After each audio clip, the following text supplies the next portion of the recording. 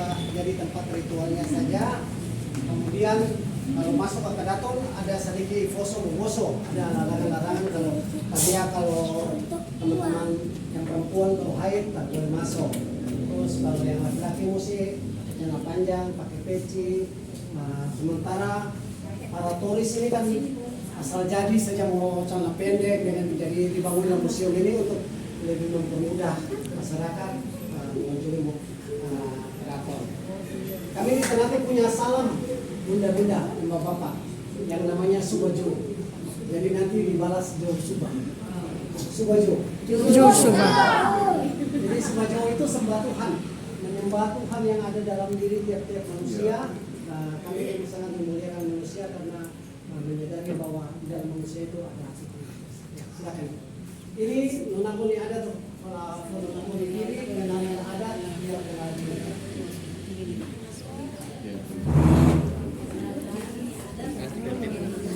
Hah?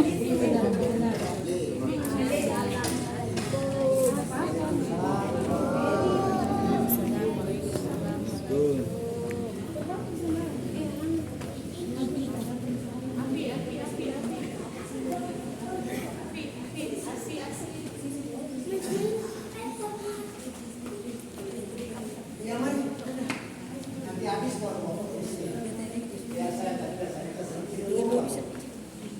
Apa yang saya?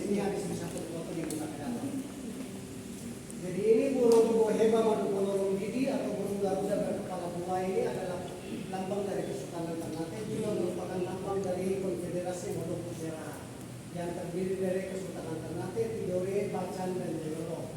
Semuanya memakai ini sebagai lambang konfederasi, walaupun di tiap-tiap kesultanan ada lambang sendiri-sendiri. Kayak Tidore itu ada pedang bersilang, yang pakai ini sebagai lambang kesultanan cuma Ternate dan Jolo.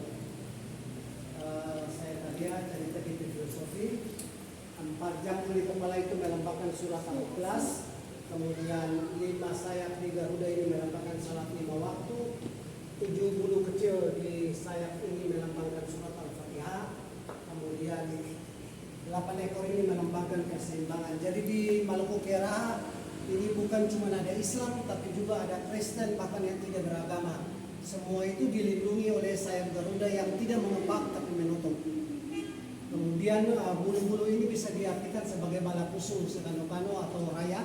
Semua potensi yang ada dalam bumi Maluku Utara ini bersatu menuju satu cinta yang tertinggi, yaitu cinta kepada Tuhan.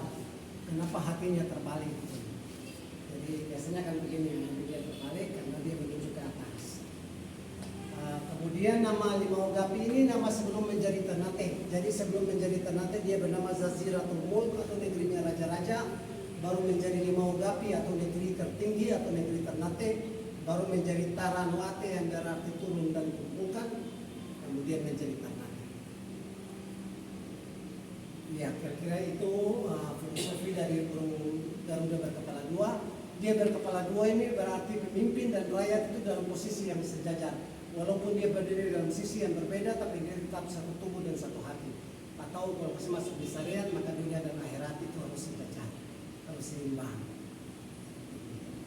Dan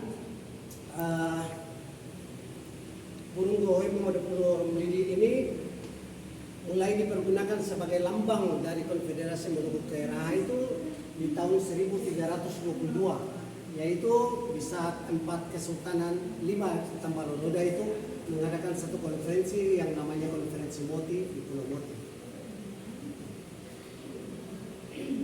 Untuk adik-adik, nah ini ada beda dengan Salawako.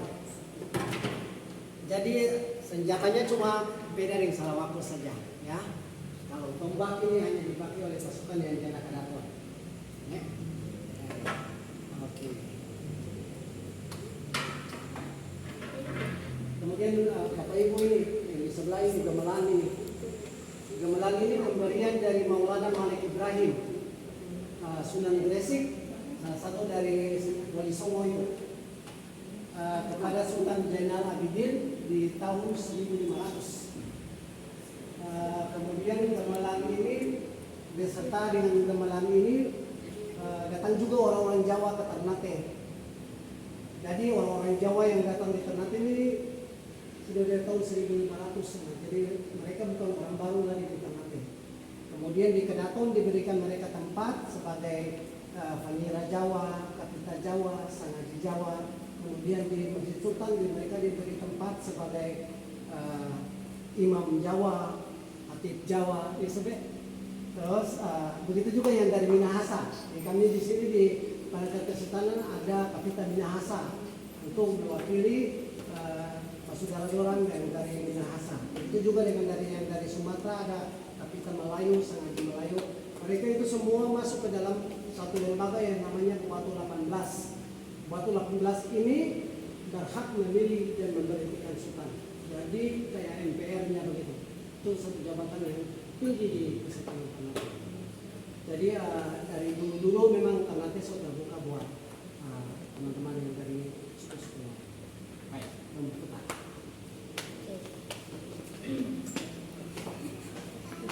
Nah ini Sultan ke-48 nih, Sultan Muda Fasah.